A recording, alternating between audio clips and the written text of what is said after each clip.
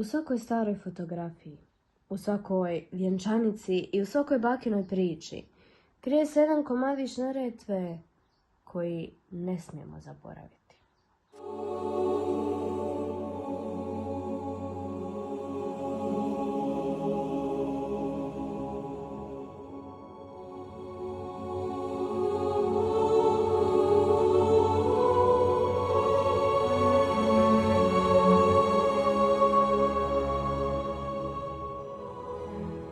Ja se zovem Zora Barbir, rođena Prusac, 52. godište.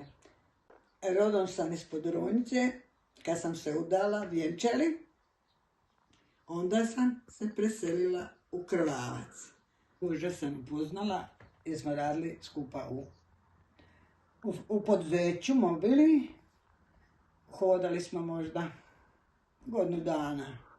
Tad sam imala 21, a muž moje 20. Ja sam 20, a muž 21. I nakon toga smo se vjenčali u župi, jer smo iz iste župe. Pošto sam bila 9, a bili smo jako siromašni.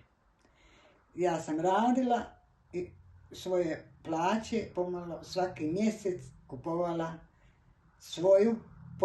svoje lancune, deke i te stvari, tako. I u poduzeću kojem sam radila, kupila sam sobu, pošto je bio običaj da mlada donosi svoju sobu u mladoženje.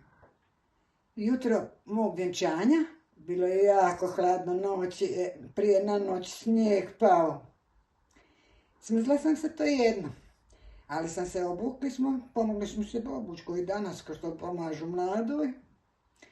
I došli su od muža, rodbina, po mene išli smo na vjenčanje na Bagoloviće, sa autima.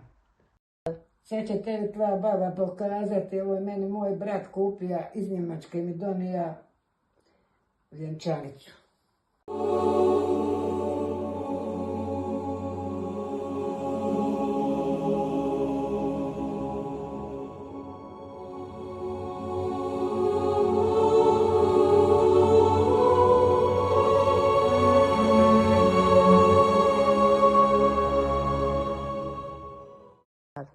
Sad ovako, da vratimo na mjesto.